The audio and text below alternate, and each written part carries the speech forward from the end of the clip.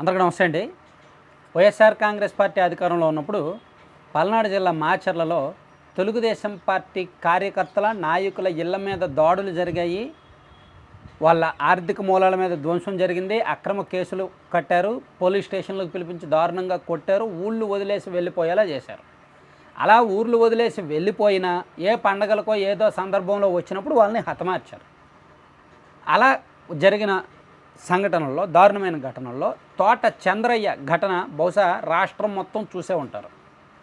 2022 జనవరి నెలలో అతను మర్డర్ జరిగింది. 2022 జనవరి 13వ తేదీన అతను ఊర్లోకి వచ్చాడని తెలుసుకొని అతని రాజకీయ ప్రత్యర్థులు మాటు వేసి అతన్ని హతమార్చారు. చంపేసే ముందు నువ్వు జై జగన్ అను, నిన్ను వదిలేస్తాం అని అన్నా సరే అతను అనడానికి ఇష్టపడలేదు. అంత కరుడుగట్టిన తెలుగుదేశం పార్టీ కార్యకర్త అతను. సో అతన్ని అత్యంత దారుణంగా, కిరాతకంగా హతమార్చారు వైఎస్ఆర్ కాంగ్రెస్ పార్టీ వాళ్ళు.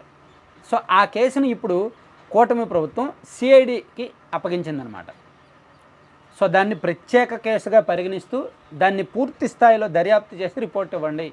అసలు ఎవరు చేశారు, ఎందుకు చేశారు, ఆ చేసిన ఉద్దేశం ఏమిటి, దాని వెనక ఎవరున్నారు, అప్పటి ఎమ్మెల్యే గారు ఉన్నారా, వాళ్ళ కుటుంబ సభ్యులు ఉన్నారా, లేదంటే ఇంకా పార్టీ పెద్దలు, అప్పుడు ప్రభుత్వ పెద్దలు, పార్టీ పెద్దలు ఏమైనా ఉన్నారా అనేది తెలుసుకోమని ఇచ్చారు.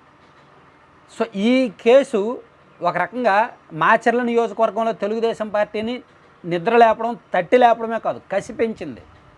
అలాగే రాష్ట్ర వ్యాప్తంగా ఉన్న తెలుగుదేశం పార్టీ శ్రేణులను కూడా కసి పెంచింది. ఇంకా ఎన్నాళ్ళు భయపడతాం, మన వాళ్ళని చంపేస్తున్నారు అనేంతవరకు వచ్చింది.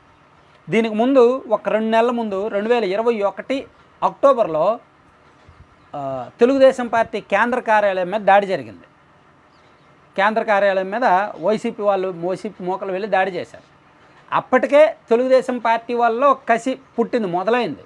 ఏంటి, పార్టీ ఆఫీస్నే వీళ్ళు కొడుతున్నారు, వీళ్ళు అధికారంలో ఉంటూ ఇంత దారుణంగా వ్యవహరిస్తున్నారేంటి, మనం ఇలా సైలెంట్గా ఉంటే మన పార్టీ ఆఫీస్ వచ్చారు, రేపు పొద్దున మన ఇళ్ళకు కూడా వస్తారని టీడీపీ కార్యకర్తల్లో కసి వచ్చింది. సో చంద్రయ్య హత్యతో మొత్తం రాష్ట్రం మొత్తం టీడీపీ అలర్ట్ అయిపోయింది. ఆ తర్వాత ఇదే నియోజకవర్గంలో దుర్గి మండలంలో జంగమేశ్వరపాడు అనే గ్రామంలో జాలయ్య అనే టీడీపీ కార్యకర్తను కూడా అలాగే దారుణంగా చంపేశారు. సో మాచర్ల నియోజకవర్గంలో రాష్ట్రం మొత్తానికి తెలిసేలా ఈ 2 చంద్రయ్య, జాలయ్య. ఇవి కాకుండా బయటకు కనిపించినవి ఎన్నో ఉన్నాయి.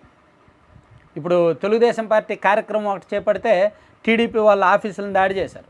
అప్పట్లో ఇన్ఛార్జిగా ఉన్న ప్రస్తుత ఎమ్మెల్యే అప్పుడు ఇన్ఛార్జిగా ఉన్నప్పుడు ఆయన ఆఫీస్ని, ఆయన కార్యాలయాన్ని దాడి చేశారు. ఆయన వాహనాలు తగలబెట్టారు. చివరకు వాళ్ళ మీదే నాన్ అవైలబుల్ సెక్షన్ల కింద కేసులు పెట్టారు.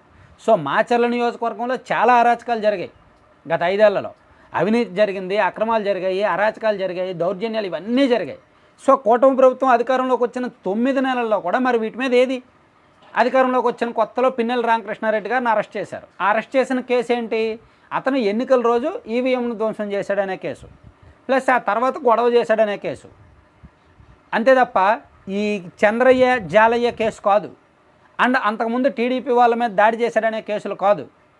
సో అవి బాకీ ఉన్నాయి. ఇంకా స్టిల్ 2019 నుంచి 2024 వరకు మాచర్ల నియోజకవర్గంలో జరిగిన సంఘటనల మీద సిట్టే వేయాలి ఒక రకంగా. ఇప్పుడు ప్రస్తుతానికి ఓన్లీ చంద్రయ్య కేసు మీద సిఐడి వేశారు. నేను అనుకోవడం, if I M not wrong, ఒక 2 లేదా 3 నెలల్లో ఈ నియోజకవర్గంలో జరిగిన మొత్తం వ్యవహారాలను నిగ్గు తేల్చడానికి సిట్ విచారణ వేసినా ఆశ్చర్యపోకర్లా. ఎందుకంటే ఇందులో సిఐడి కొంచెం దూకుడుగా వెళ్ళాక ప్రాథమిక కొన్ని ఆధారాలు బయటకు వస్తాయి, కొంతమంది పెద్దల పాత్ర బయటకు వస్తుంది. అదే సందర్భంలో జాలయ్య అంశం కూడా బయటకు వస్తుంది. అప్పుడు ఇది అది కలిపి, అలాగే ఇంకొన్ని అరాచకాలు అవి ఇవి ఉన్నాయి కదా, మొత్తం కలిపి సిట్ వేస్తారు. అది ఆ సిట్ ఎంక్వైరీకి వెళ్ళిన తర్వాత ఇంకొంచెం టైట్ అవుద్ది అనమాట, ఇంకొంచెం స్ట్రాంగ్గా ఉంటుంది కేసు.